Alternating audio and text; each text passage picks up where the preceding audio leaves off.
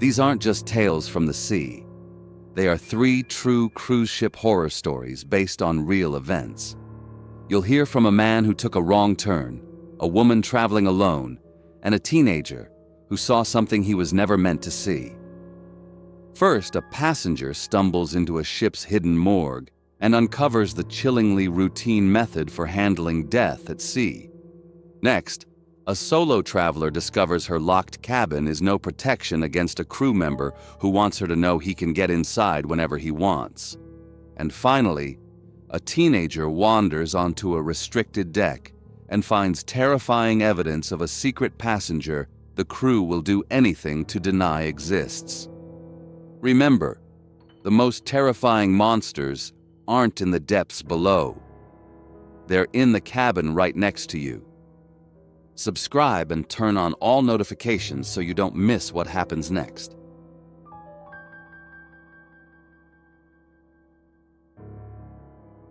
It was 2015. The ship wasn't a name you'd remember because it wasn't supposed to be special. It was one of those massive ocean liners, a floating city built to hold 1,000 people, maybe more. Its whole purpose was to help you forget the real world. It was a machine for entertainment, designed for families with kids who needed to burn off energy and regular folks who just wanted a week away from the clock. For a few days, a man named Cross was one of those folks.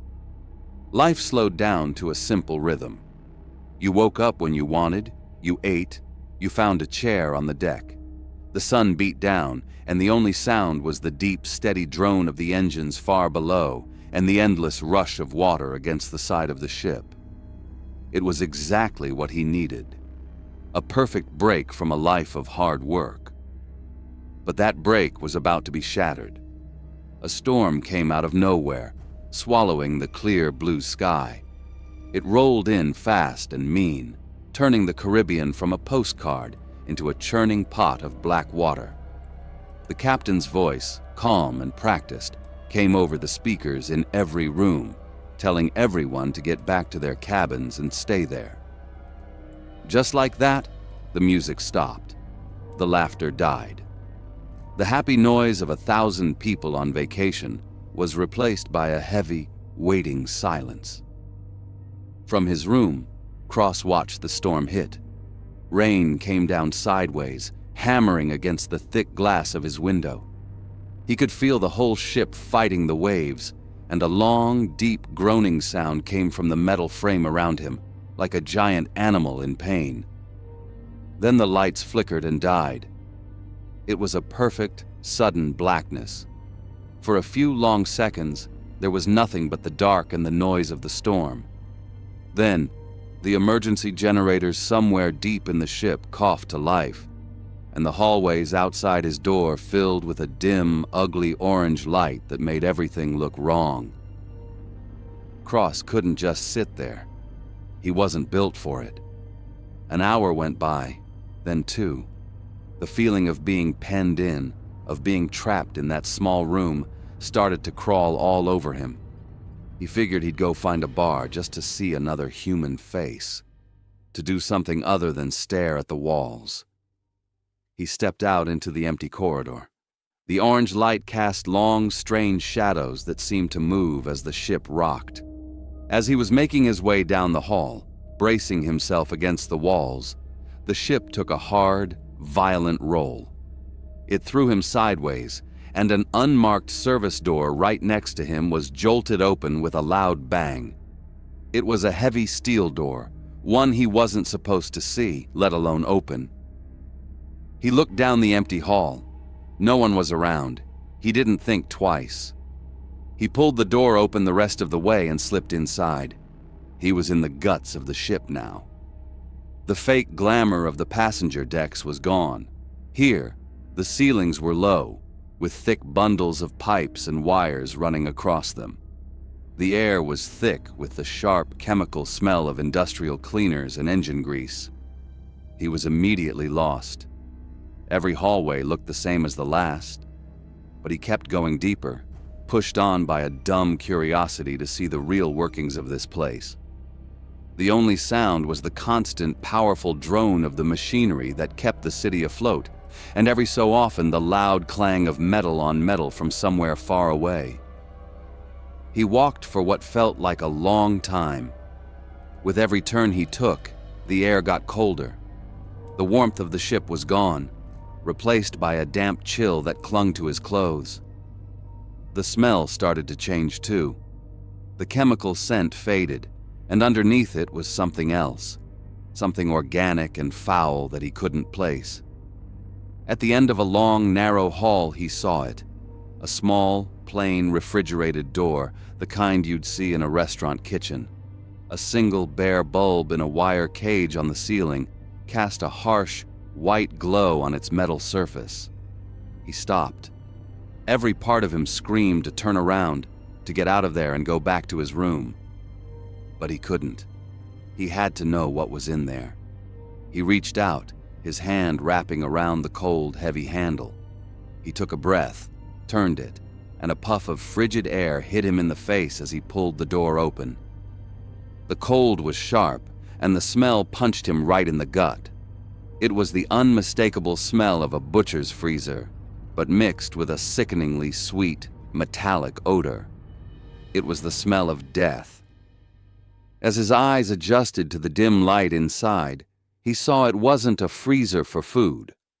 Lined up against the far wall were 3 metal tables. On each one was a black bag, a body bag. They were zipped up tight, all except one. The zipper on the bag right in front of him was open just a few inches, and sticking out of that opening was a pale, stiff, human hand. His blood went ice cold. A wave of sickness washed over him, and he gagged, stumbling backward out of the room and slamming the heavy door shut. He turned and ran, his boots loud on the metal floor. He didn't care if he was lost anymore. He just ran, blindly, until he finally crashed through a door and found himself back in the familiar orange-lit passenger hallways. He went straight to the captain. He told him everything he saw. The captain and his security men just looked at him. They didn't look concerned. They looked annoyed. They looked at him like he was a problem that needed to be solved. They told him he was confused, that he'd wandered into a temporary storage area for medical waste. They said the bags were full of contaminated bedding and trash, not people. They lied right to his face with cold, practiced ease. Cross knew he wasn't crazy. He thought of an engineer he'd spoken to earlier, an older guy who seemed tired of the whole business. He found him in a loud, hot engine room and had to shout the story over the powerful noise of the machines. The engineer just listened, wiping grease from his hands with a rag. He didn't look surprised at all. When Cross was finished, the engineer just shook his head. "It's how they do it," he yelled over the drone. "Someone dies, they can't just pull into the next port. Causes problems, bad press, so they put them on ice until they get back home. Every ship's got one." After that, they treated Cross like a prisoner. For his own safety, they said, he was to remain in his room. They took his phone. They said he was unstable. They made it perfectly clear, without saying a word, that he was on their ship, in the middle of their ocean, and that he was completely and utterly alone. When the ship finally docked and he got back on dry land, he tried to tell the police. Nobody listened. It was his word against a multi-billion-dollar company. He had no proof. He was just another crazy story. And that's the part that really gets you. The story doesn't end when he gets off the ship. Because what he stumbled on wasn't some dark secret of just one ship. It's how a lot of the industry works. They have hidden morgues because people die on these trips all the time. For a lot of these companies, it's just standard practice. The numbers they report are low, but the truth is, it's about 200 people a year. And the guys who work those ships will tell you. Even that number's probably a lie. It's likely way more. So you see the commercials, you see the happy families. But just remember, Somewhere down below deck, in a cold room they don't put on the map, there's always a spot waiting, just in case. It was one of those big family cruise ships, the kind you see in commercials, with a water park on the top deck and endless buffets. For Chloe, it was a reward to herself, a trip she'd saved up for. She was going alone, and the first 3 days were exactly what she'd hoped for. She'd wake up late, the sound of the ocean just outside her balcony door, and spend the morning reading by the pool. The afternoons were for exploring the different ports, crowded, colorful towns full of little shops and cafes. The ship was so massive, you could forget you were in the middle of the ocean. It had multiple restaurants, a theater, and what felt like a dozen pools. It was easy to get lost if you weren't paying attention, surrounded by thousands of people all there to escape for a week. The crew was always smiling, always helpful. Chloe fell into a comfortable routine. She found a quiet bar on one of the upper decks where the bartender knew her order. She'd watch the sun set over the water, feeling completely anonymous and completely free. The constant deep sound of the engines far below was a steady reminder that she was moving, leaving her normal life far behind. She noticed one of the crew members, a guy named Javier, a few times. He worked in the main dining hall, and he seemed to be one of those employees who was just good at his job, always smiling, always making a little joke with the passengers. He was just part of the background, a friendly face among hundreds of others. She didn't think anything of it. Why would she? She was safe. The turn started on the 4th day, just past the halfway point of the trip. It was small, something that would be easy to dismiss. Chloe was at the pool when Javier walked up with a tropical drink. He set it down on her table and said, "On the house. You looked like you were enjoying the sun." She was a little surprised. She hadn't ordered anything. She thanked him, but as he walked away, a little alarm bell went off in her head. It was a nice gesture, but it was also odd. How long had he been watching her to know what she might want? She brushed it off as him just being friendly, but the perfect peace she'd been feeling was now just a little bit cracked. The next day, it got worse. The ship was docked at an island, and Chloe went ashore. She was walking through a busy market when she got that prickling feeling on the back of her neck, the feeling of being watched. She slowed down and glanced over her shoulder. Across the crowded street, leaning against a wall, was Javier. He wasn't in his uniform. He was just standing there, staring right at her. There was no smile on his face this time. When he saw that she'd spotted him, he didn't look away. He just stood there for a long moment before turning and disappearing into the crowd. The rest of the day, she felt like a target. On the last night, she skipped the big farewell party and went back to her cabin early. She didn't feel like celebrating. She just wanted the trip to be over. She slid the heavy bolt on her door, listening for that solid chunk of metal locking into place. It was the only thing that made her feel even a little bit secure. She woke up in the middle of the night.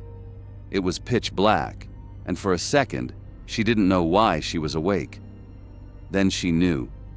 With a certainty that made her blood run cold, she knew she wasn't alone. She didn't hear a thing over the sound of the ship cutting through the water, but she could feel it. A presence in the room. Her eyes slowly adjusted, and she saw it. The little chair by the desk was no longer by the desk. It had been moved a few feet closer to her bed. Her heart started hammering. Nothing was gone. Her purse was right where she left it. This wasn't a robbery. Whoever had been in her room, they just wanted her to know they could get in. Chloe ran to the ship's security office. A bored-looking man pulled up the camera feed from her hallway. "See?" he said, pointing at the screen. "Nothing." But just as he was about to turn it off, The image flickered. A split second of static. And in that static, Chloe saw it clear as day. A gloved hand holding a master key to her door. It was him. It had to be. The ship's corporate machine moved fast, but not in the way she expected. She was brought to a comfortable office where a man in a suit, Mr. Harding, offered her a coffee. His voice was calm and full of sympathy. He said he was terribly sorry that she felt unsafe, and that the cruise line's #1 priority was guest satisfaction. He explained that while their internal review found no evidence of wrongdoing, they understood she was upset. He slid a folder across the table. "We want you to remember your time with us fondly," he said, "so we've put together a compensation package. A full refund, a voucher for a future cruise, and an additional cash settlement to cover any distress. We just need a signature to confirm the matter is resolved." It was all there, wrapped in a bow. Her silence in exchange for a payoff, presented as a courtesy. Chloe said no. That one word turned the last 2 days of her trip into a prison sentence. She was confined to her cabin, her passport and phone taken for the investigation. When she finally got home, the local police told her what she already knew. Her case was a ghost. It happened in a place that wasn't a place, a legal black hole on the ocean. Alone in her apartment, she turned to the one place she had left: the internet. She started doing some research, looking for anything she could find on cruise ship security and crew misconduct. Eventually, she found a forum. It was full of stories just like hers, hundreds of them, the same pattern, over and over.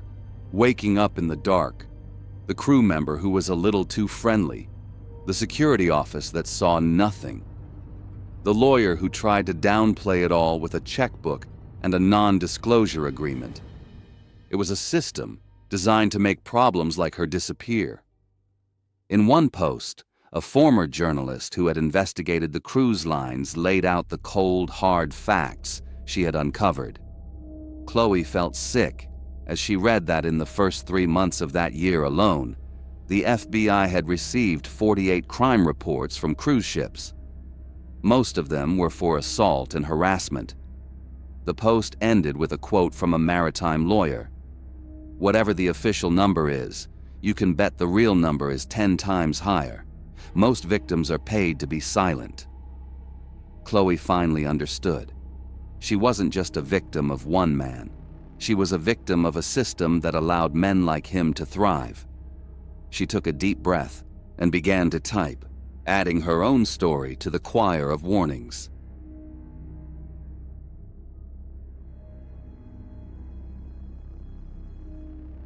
At 17, another family magic show was Bennett's definition of hell on water. This 7-day cruise was his parents' idea of a perfect vacation, a floating city of scheduled fun. For Bennett, it was an endless series of crowds and forced smiles. He had slipped away from his family, needing a moment of quiet, a place to just watch the immense, silent Alaskan coastline drift by. He was just a teenager trying to escape, but he was about to find something he could never run from. He found a quiet spot on the Lido deck, and that's where he was when the alarm began to scream. It wasn't a drill. It was a high, piercing wail that cut through everything, a sound of pure electronic panic. The ship's cheerful noise died instantly. A synthetic voice announced a minor system malfunction and instructed passengers to their muster stations. The crowd became a single, shuffling organism, moving with nervous urgency. But Bennett stayed put, an impulse to not be part of the herd keeping him rooted to the spot. As the deck cleared, he saw it, a door, plain, gray, and tucked in a corner designed to be overlooked. A small sign read, "Deck 13, access restricted." The door was slightly ajar, the lock clearly broken. A heavy, metallic smell like old machinery and dampness drifted from the opening. He was alone. No one would notice. He walked over and slipped through. The door swung shut and the world outside vanished. The alarms were gone, replaced by a silence so absolute it felt like pressure. The only sound was a deep, resonant thrumming that vibrated up from the metal floor, a constant heavy pulse you could feel in your teeth. The air was cold and thick. Bennett's phone flashlight cut a shaky beam across sweating steel walls and a floor that was sticky under his shoes. Down the long, lightless corridor, a single drop of water fell with a steady, maddening rhythm. Drip, drip, drip. He moved deeper. The flashlight beam revealed makeshift beds, piles of ship-branded plates. Then he saw the drawing. A child's crayon picture of a small stick figure next to a huge laundry press, with a larger uniformed figure standing over it. A cold dread rose in his throat. He pushed on and found a small TV, its screen still warm. A plate with half-eaten food. A fresh handprint in the dust. He wasn't alone. He was being watched. A cheerful chime echoed from the outside world, signaling the all clear. Bennett turned and ran. He burst back onto the public deck just as a crewman named Hughes pulled the door shut, the lock engaging with a solid thunk. He found a senior officer, his voice trembling as he explained what he saw. The officer's smile was a well-practiced mask. Hughes was called over. They stood together, a wall of polite denial. "It's easy to get disoriented," the officer said. "You must have been mistaken," Hughes added, his eyes cold. It was an order. Shaken, Bennett found his parents outside the ship's theater. He pulled them aside, his words tumbling out in a panicked rush. The dark corridor, the drawing, the warm TV. His dad put a hand on his shoulder. "Son, it was a stressful situation. An alarm on a ship. It can play tricks on your mind." His mom chimed in, her voice laced with concern. "Ben, you've been watching those strange internet videos again, haven't you? Your imagination is running wild." They saw a dramatic teenager, not a witness. He was completely, utterly alone. That night, the paranoia began to fester. Was it his imagination? He had to know. He locked his cabin door and opened his laptop, the ship's slow Wi-Fi his only connection to an answer. He started digging, falling down a rabbit hole of conspiracy forums and maritime blogs. He found a post from a supposed ex-employee. "It's a leadership thing," the anonymous user wrote. "If a passenger goes missing, the company has a system." The rest of the crew is taught not to ask questions. Was it a real whistleblower, or just another crank-feeding fantasies to the paranoid? To Bennett, it was proof. He kept digging, every post, every rumor confirming what he already believed. He found a dry technical report from a human rights organization. He scrolled for what felt like hours until one sentence jumped off the page. Initial intake interviews suggest that for 12% of survivors of trafficking in the travel sector, a cruise ship was a key location during their exploitation. The number solidified everything in his mind. It was all real. The drawing, the handprint, the crew's denial. It was all part of a monstrous system. But the doubt his parents had planted remained, a toxic seed. What if they were right? What if he had just seen a grimy storage deck and his mind, primed by late-night internet deep dives, had filled in the blanks with the most terrifying story it could imagine?